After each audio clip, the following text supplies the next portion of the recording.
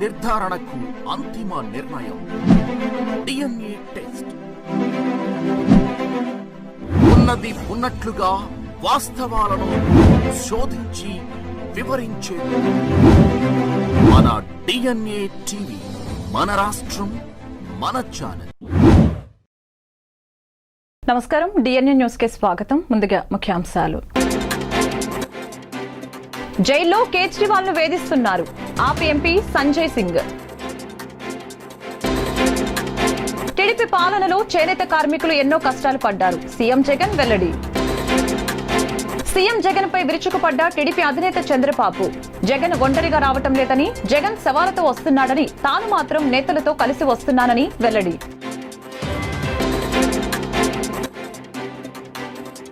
YS Sharmila, సునీతలపై తీవ్ర వ్యాఖ్యలు చేసిన సీఎం జగన్ మేనత్త విమలమ్మ.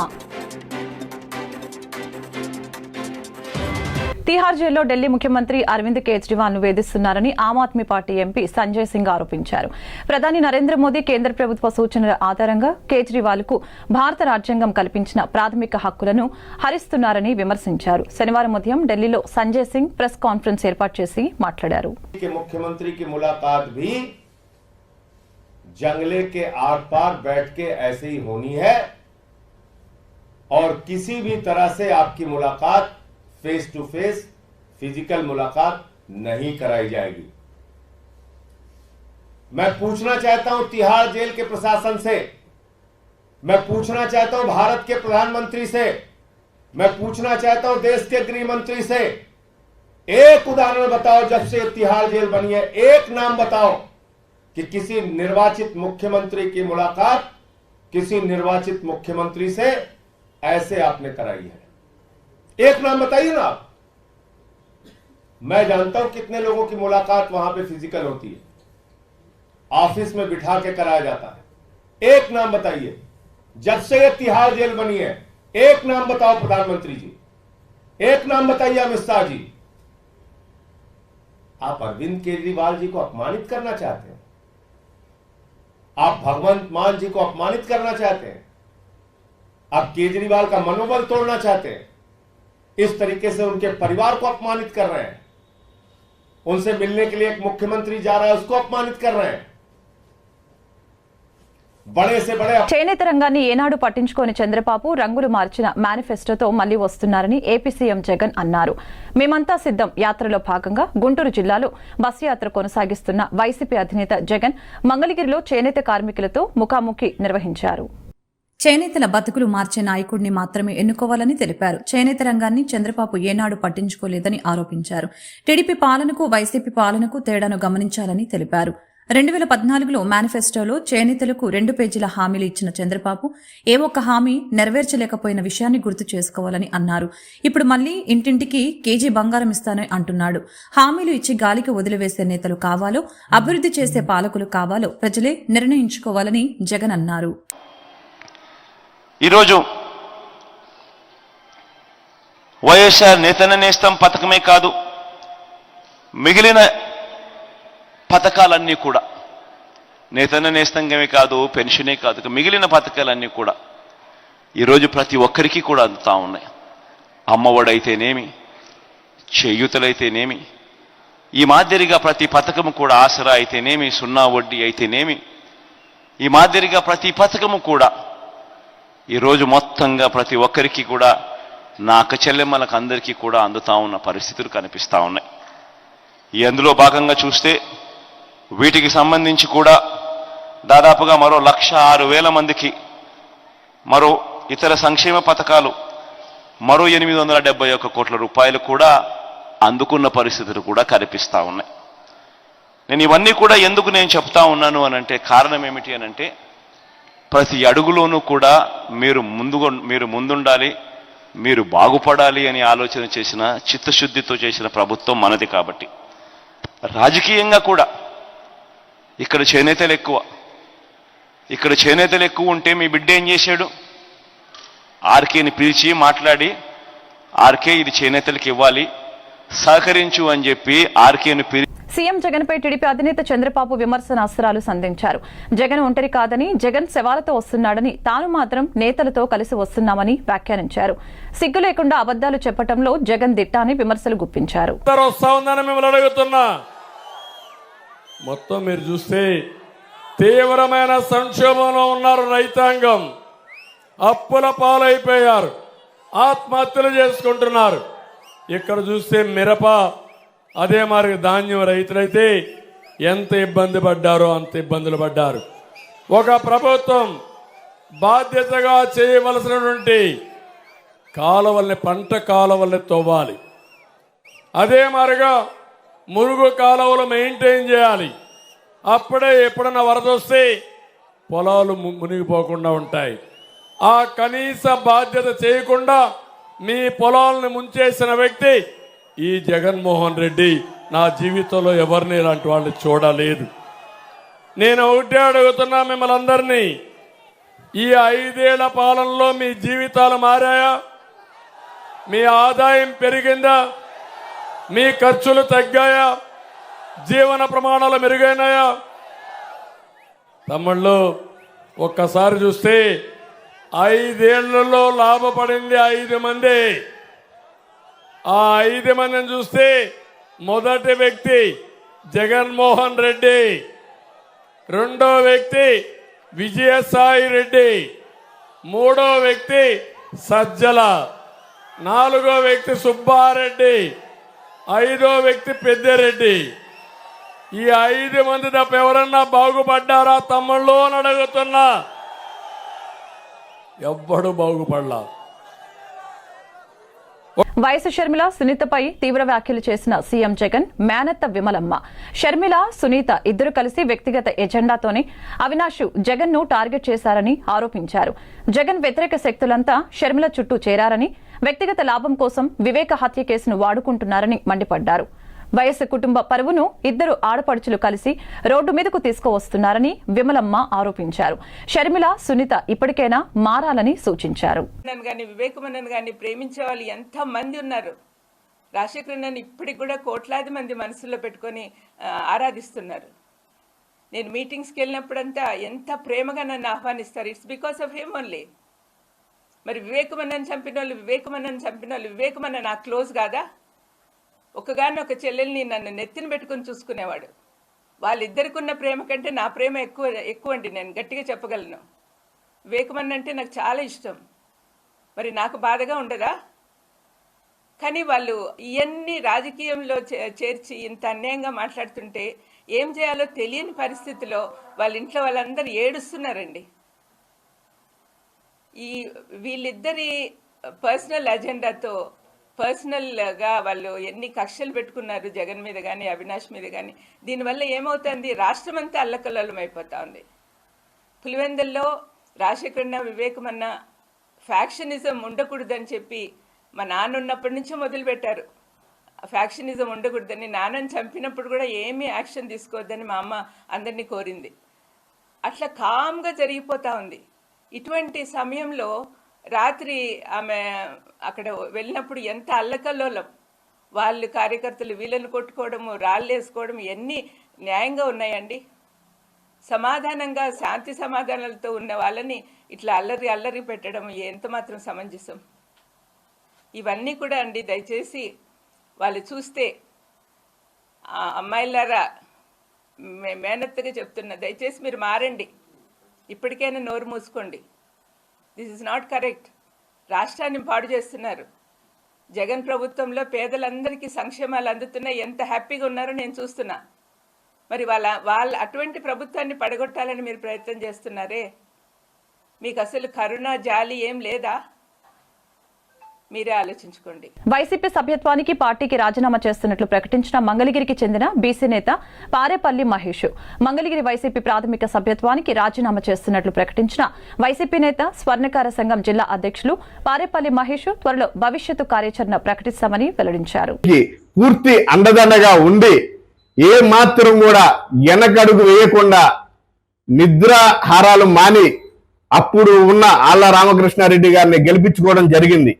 మరి అదేవిధంగా అప్పటి నుంచి కూడా బీసీల మీద అనేక రకాల ఇబ్బందులు ఉంటే ప్రతి దాంట్లో కూడా పోరాడుతూ వైఎస్ఆర్సీపీ పార్టీలోనే కొనసాగుతూ 9 సంవత్సరాలు జెండా పట్టుకొని ఏ మాత్రం కూడా జగనన్న రావాలి, జగనన్న సీఎం కావాలని ఏ మాత్రం కూడా ఆలోచించకుండా వెనక ముందు ఎదురు ఎవరు నిలబడ్డారనేది కూడా ఆలోచించకుండా గట్టిగా పనిచేశాం.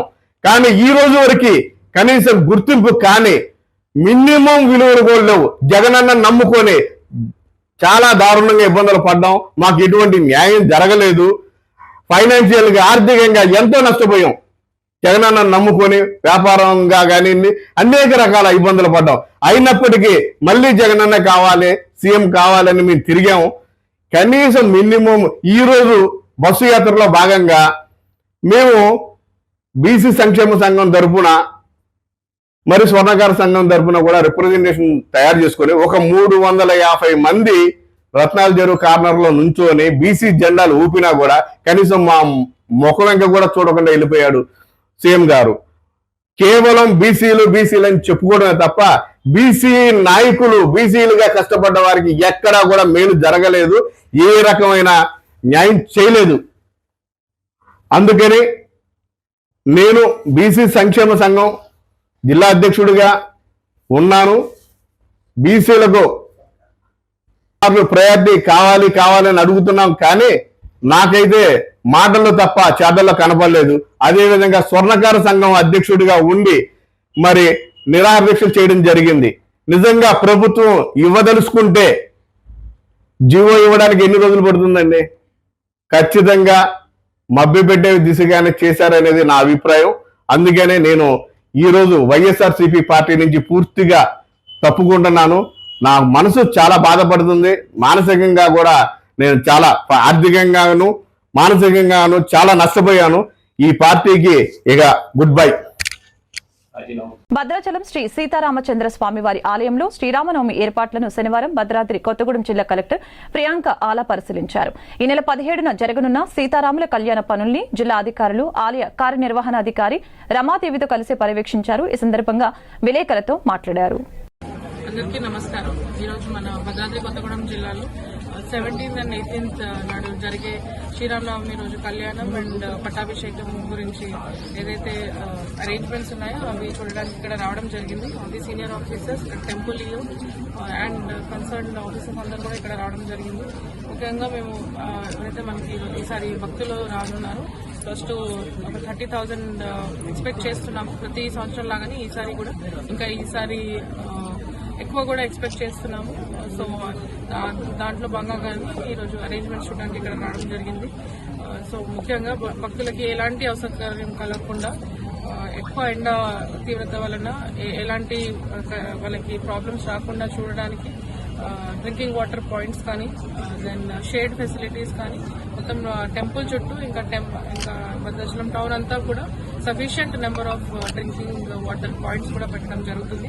అదేవిధంగా కళ్యాణం జరిగే ఏదైతే మనకి మిథిలా స్టేడియం ఉందో దాంట్లో ఉన్న సెక్టర్స్ లో లోపల కూడా మన వచ్చే విఐపీస్ కానీ మన భక్తులకి అందరికీ కూడా సమానంగా ఎవరికి ఏ ప్రాబ్లం లేకుండా కూలర్స్ కానీ, దెన్ వాటర్ ఫెసిలిటీస్ కూడా అన్ని చేయడం జరుగుతుంది. అదేవిధంగా మన పార్కింగ్ అండ్ ఏదైతే పార్కింగ్ ఫెసిలిటీస్ ఉన్నాయో అవి కూడా ఎక్కువ స్పాట్స్ పెట్టి, దెన్ అక్కడ కూడా drinking water and sanitation facilities ఈరోజు రివ్యూ చేయడం జరిగింది. ఈ రోజు గుంటూరు తూర్పు నియోజకవర్గంలో భారతీయ జనతా పార్టీ ఆధ్వర్యంలో జరిగిన కార్యకర్తల ఆత్మీయ సమావేశం నిర్వహించుకుని ఆంధ్రప్రదేశ్ రాష్ట్రంలో డబుల్ ఇంజన్ సర్కారు స్థాపనకు BJP, Telugu Desam party, Janasena party కార్యకర్తలు సమిష్టిగా కృషి చేయాలని సూచనలు చేశారు. ఈ కార్యక్రమంలో డాక్టర్ శనక్కెల ఉమాశంకర్ మాట్లాడుతూ ఉమ్మడి అభ్యర్థి అయిన మహమ్మద్ నజీర్ ని అత్యధిక మెజారిటీతో గెలిపిస్తామని బీజేపీ పార్టీ తరపున తెలియజేస్తున్నట్లు తెలిపారు. గుంటూరు తూర్పు అసెంబ్లీ ఉమ్మడి అభ్యర్థి మహమ్మద్ నజీర్, గుంటూరు జిల్లా బీజేపీ అధ్యక్షులు వనామా నరేంద్ర, మాజీ మంత్రి శనక్కెల అరుణ, పాటిబండ్ల రామకృష్ణ మరియు శనక్కెల రాజకుమారి, కో-కన్వీనర్ రఫీ మరియు అదేవిధంగా తూర్పు నియోజకవర్గంలో ఉన్న బీజేపీ నాయకులు, కార్యకర్తలు ఈ కార్యక్రమంలో పాల్గొన్నారు. కన్వీనర్గా భారతీయ జనతా పార్టీ గుంటూరు ఈస్ట్ ప్రతినిధిగా ఒక విన్నపం. ఈ యొక్క కోవిడ్ సమయంలో మనం అందరం దాటుకొని వచ్చాము అంటే మోడీ గారు మనందరికీ ఉచిత కోవిడ్ టీకా వ్యాక్సిన్ వేయటం వల్ల, అదే టైంలో హాస్పిటల్స్లో మెరుగైన సేవల్ని అర్జెంటుగా మనకి రిలీజ్ చేయటం వల్ల, ఆయన చేసిన మంచి పనుల వల్లే వాళ్ళందరూ మనం బతుకున్నాం. ఎవరు ఎన్ని పెన్షన్స్ ఇచ్చినా మనం బతుకున్నాం అంటే దానికి కారణం మోడీ గారు. 9 నవరత్నాలు అయితే మోడీ గారు 140 నవరత్నాలు లాంటి స్కీమ్స్ ప్రజల కోసం ఇచ్చారు. అటువంటి స్కీమ్స్ని మన ప్రజలు ఉపయోగించుకోవాలి. ముఖ్యంగా మోడీ గారు మన బీజేపీ టీడీపీతో కలిసి మన సెంట్రల్ స్కీమ్స్ అన్నీ కూడా ప్రజలందరికీ ఉపయోగపడేలాగా ప్రయత్నం చేస్తున్నారు. భారతీయ జనతా పార్టీ సిద్ధాంతం అంత్యోదయ అంటే చిట్ట చివరి మనిషి వరకు గవర్నమెంట్ ఫలాలు అందాలి అంటే ఎన్డీఏ ప్రభుత్వం ఇక్కడ మన ఆంధ్రప్రదేశ్లో రావాలి. ఎవరైతే కోవిడ్ వ్యాక్సిన్ తీసుకున్నారో వాళ్ళు ఇవాళ మోడీ గారికి రుణం తీర్చే సమయం వచ్చింది. ఆ రుణం ఎలా అంటే 2 బటన్లు నొక్కాలి. ఒకటి ఎమ్మెల్యే గారికి, ఒకటి ఎంపీ గారికి. 2 బటన్లు ఎన్డీఏ కూటమి గారికి సైకిల్ గుర్తుకి వేసి మన గుంటూరు జిల్లాలో ఎంపీ సైకిల్ టీడీపీ నుంచి, అలానే గుంటూరు ఈస్ట్లో కూడా టీడీపీ నుంచి ఉన్నారు. అలానే టీడీపీ పార్టీకి, జన సైనికులకి అందరికీ మనవి చేసేది ఏంటంటే మా బీజేపీ తరఫు నుంచి ఉన్న 11 మంది అభ్యర్థులకి 6 ఎంపీలకి సంపూర్ణ మద్దతు ఇచ్చి అఖండ మెజార్టీతోటి మీ ఏరియాల్లో మీరు ఉండి గెలిపించాల్సిందిగా గుంటూరు ఈస్ట్ తరఫు నుంచి మా బలగం మీకు కనబడేది ఇక్కడ 100 అయితే 1000 మంది అనేక వింగ్స్లో పనిచేస్తుంటారు ఆర్ఎస్ఎస్ నుంచి. వాళ్ళందరికీ భద్రత కూడా ఎన్డీఏ కూటమి తరఫున నజీర్ గారికి ఇచ్చి అఖండ మెజార్టీతో గుంటూరు ఈస్ట్ కన్వీనర్గా బీజేపీ నుంచి మేము సాయశక్తుల కృషి చేసి గెలిపిస్తామని చెప్తూ మనవి చేసుకుంటాను. భారత్ మాతాకి గుంటూరు తూర్పు నియోజకవర్గాన్ని స్థానిక శాసనసభ్యులు గంజాయి అడ్డగా మార్చేశారని తెలుగు యువత రాష్ట్ర నాయకులు రావిపాటి సాయి విమర్శలు గుప్పించారు. శనివారం ఏర్పాటు చేసిన మీడియా సమావేశంలో వారు మాట్లాడారు. అందరికీ నమస్కారం అండి. ఏదైతే జగన్మోహన్ రెడ్డి తాను అధికారం చేపట్టినప్పటి నుంచి అనేక రకంగా విద్యార్థులకు కానీ యువకులు కానీ తన తప్పుడు దారులు పట్టిస్తున్న సందర్భాలు మనందరం చూసాం. జగన్మోహన్ రెడ్డి అధికారం ఎక్కినప్పటి నుంచి గంజాయిని అంటే గంజాయి వ్యవస్థని ఎట్లా ప్రోత్సహించాడో మన వైజాగ్లో అనేక సందర్భాల్లో చూసాం. వైజాగ్లో చూశారు, కొన్ని 100 ఎకరాల్లో గంజాయి తోటలు పెంచారు. అంటే ఈ గంజాయి మీద వచ్చే డబ్బుని తన జేబుల్లో నింపుకొని ఆ డబ్బుతో తన వ్యవస్థను మేనేజ్ చేసి అధికారం చేపట్టాలనుకుంటున్నాడు. నేను జగన్మోహన్ రెడ్డిని చెప్తున్నా, మీరు రానున్న రోజుల్లో కానీ ఇప్పుడున్న పరిస్థితుల్లో కానీ యువతని ఏ రకంగా గంజాయి బాధిత పెట్టారో మేమందరూ గమనించాం. అదేవిధంగా గుంటూరు తూర్పులో కూడా అనేక సార్లు ఇప్పుడే మా అధ్యక్షుడు రాయపాటి సాయికృష్ణ గారు చెప్పారు, మేము నసీర్ అహ్మద్ గారి ఆధ్వర్యంలో తెలుగు యువత తరఫున అనేక సార్లు ఎస్పీ గారికి కూడా కంప్లైంట్ ఇవ్వడం జరిగింది. స్థానికంగా ఉన్నటువంటి ఆనాడు సీఏ గారికి కూడా మేము కంప్లైంట్ ఇస్తే అతను కూడా ఇక్కడున్న ఎమ్మెల్యే గారి అనుచరులు డ్రగ్స్ మాఫియాలో దొరికితే ఆయన కూడా కేసు తీసుకోకుండా వాళ్ళని తప్పుదోవ పట్టించడం సందర్భంలో మా నసీర్ అహ్మద్ గారు ఎస్పీ గారికి కంప్లైంట్ ఇస్తే తనని సస్పెండ్ చేసిన విషయం కూడా అందరు గమనించారు. అంటే మీరు ఇక్కడ రాష్ట్రంలో జగన్మోహన్ రెడ్డి గుంటూరు తూర్పులో మొహమ్మద్ ముస్తఫా అనే వ్యక్తి ఏ రకంగా గంజాయిని వికృతి చేసి యువతని విద్యార్థుల్ని తప్పుదోవ పట్టిస్తున్నారో ఈ సందర్భంగా అందరు చేస్తున్నాం. మీరు గమనించారో లేదో, ఇక్కడ పద్మజ పెట్రోల్ బంక్ కాడ ఒక లేడీని, ఒక అమ్మాయిని అతి కిరాతంగా గంజాయి తాగి పొడిచి చంపిన సందర్భాలు చూసాం. అదేవిధంగా గుంటూరు జిల్లాలోనే తెలుగుదేశం పార్టీ కార్యాలయం పైన కూడా వైసీపీ దాడులు చేసిన వ్యక్తులు గంజాయి మత్తులోనే వచ్చారు. తెలీదా? నేను ఇదే సందర్భంగా అందరు చెప్తున్నా, ముస్తఫా అనే వ్యక్తి అనేక చోట్లగా గంజాయి వాళ్ళ పట్టుబడితే కూడా ఎక్కడ బయటకు వచ్చి దీనికి నాకు సంబంధం లేదని చెప్పడు. జగన్మోహన్ రెడ్డి ముస్తఫా గారి గంజాయి ఆగడాలు అనేక మీద డబ్బులు వచ్చేటటువంటి దౌర్జన్యాలు చేస్తున్న విషయం గమనించి ఇక్కడ ముస్తఫా గారి వ్యక్తి ఓడిపోతారనే వాళ్ళ కూతుర్ని దింపారు. అంటే నసీర్ అహ్మద్ మీద గెలుపు తథ్యమని వాళ్ళకు కూడా తెలిసిపోయింది. ముస్తఫా గారు అయితే ఓడిపోతారు, వాళ్ళ కూతురు అయితే ఏమయ్యా మీ కూతురు ఎమ్మెల్యేగా ఉన్న గతంలో ఉన్న ముస్తఫా గారు వారి కుటుంబ సభ్యులకు సంబంధించిన వాళ్ళ బంధువులు. ఇది కొత్తగా మేము చెప్పేది కాదు, జగమెరిగిన సత్యం. గతంలో గుంటూరు జిల్లా ఎస్పీగా అమ్మిరెడ్డి గారు ఉన్నప్పుడు సాక్షాత్ గుంటూరు సిట్టింగ్ ఎమ్మెల్యే 2 సార్లు గుంటూరు తూర్పు నియోజకవర్గ ప్రజలు ఆదరించిన ముస్తఫా గారు ఆయనకు సంబంధించిన గోడౌన్లోనే ఏదైతే అంటారు మేక్ ఇన్ ఇండియా స్ఫూర్తి అని, మేక్ ఇన్ ఇండియా స్ఫూర్తితో తన సొంత గోడౌన్లోనే గంజాయి తయారు చేసి సొంత గోడౌన్లోనే గుట్కాలు అలాగే వివిధ మత్తు పదార్థాలు తయారు చేస్తున్నారని చెప్పి అప్పుడు రైడింగ్లో దొరకడం కూడా జరిగింది.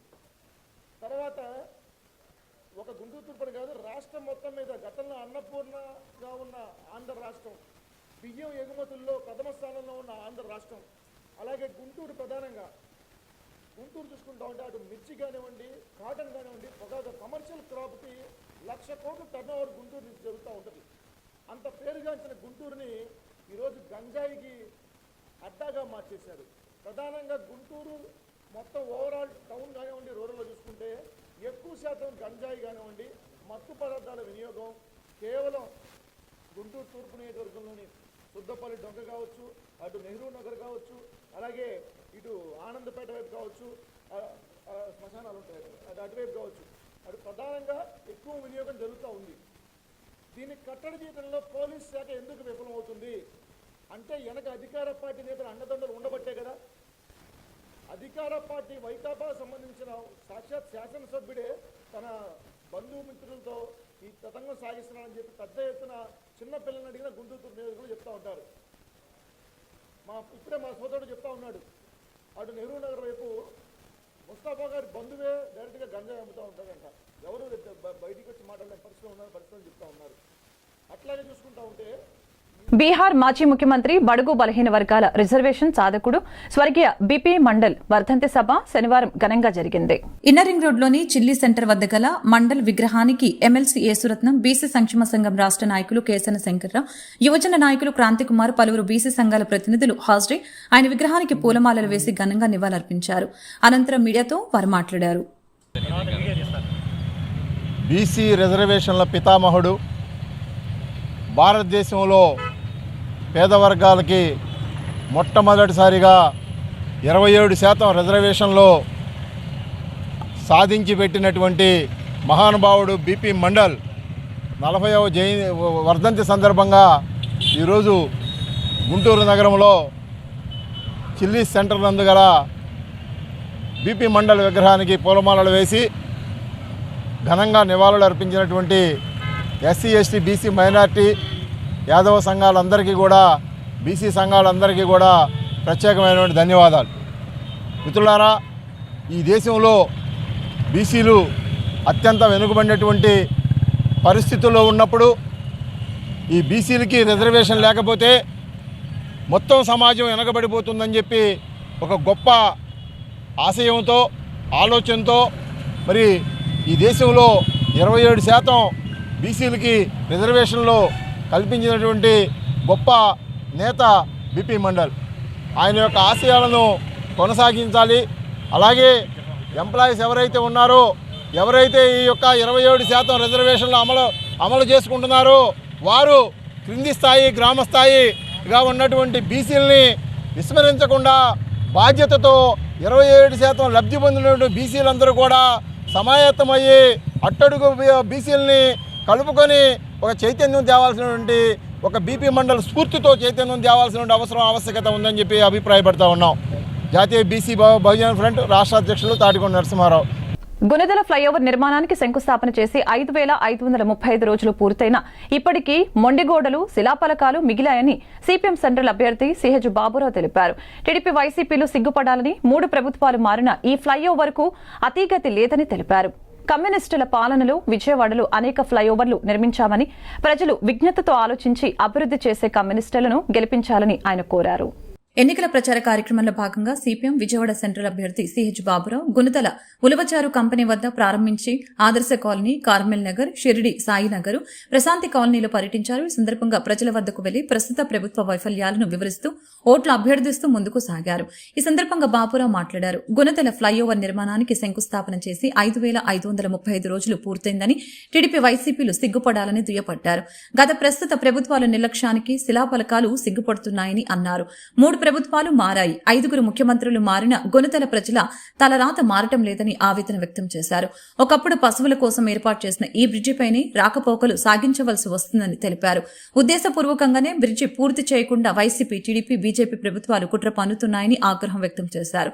గత పీఎం హయాంలో విజయవాడ నగరంలో సింగ్ ఫ్లైఓవర్ ను నిర్మించారని, బుడమేరు వంతెన నిర్మించామని గుర్తు చేశారు. గుణదల ఫ్లైఓవర్ మీదుగా 3 నియోజకవర్గ ప్రజలు ప్రయాణం చేస్తారని, అలాంటి ఫ్లైఓవర్ ను మొండిగోడలుగా మిగిల్చారని దుయ్యపట్టారు. ప్రజలు ఆలోచించి అభివృద్ధి చేస్తే సిపిఎంను గెలిపించాలని కోరారు. ఎమ్మెల్యేలు మారారు, ఎంపీలు మారారు, కానీ గుణదల ప్రజల తలరాత మాత్రం మారట్లా. తలరాత ప్రభుత్వాలు మార్చట్లా. ఎంతోమంది జనం పెరిగారు.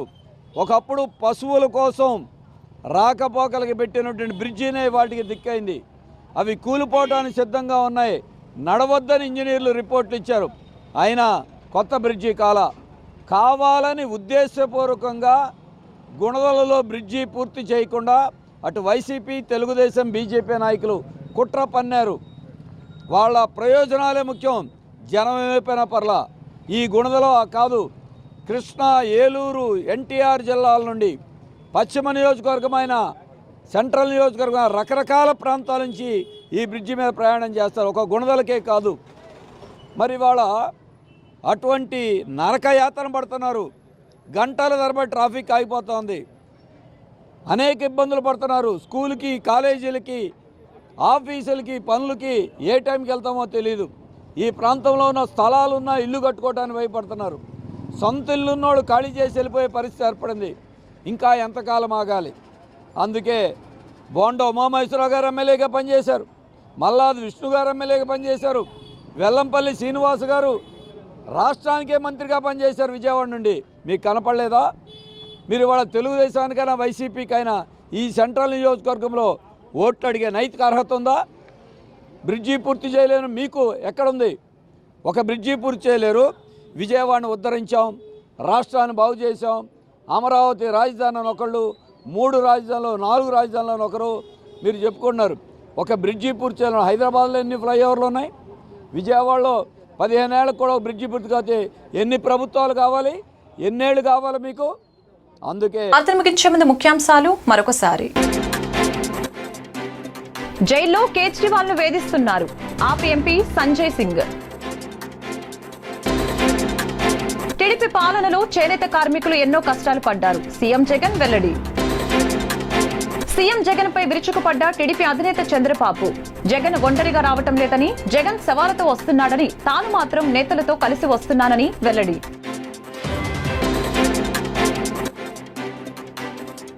వైఎస్ షర్మిల, సునీతలపై తీవ్ర వ్యాఖ్యలు చేసిన సీఎం జగన్ మేనత్త విమలమ్మ.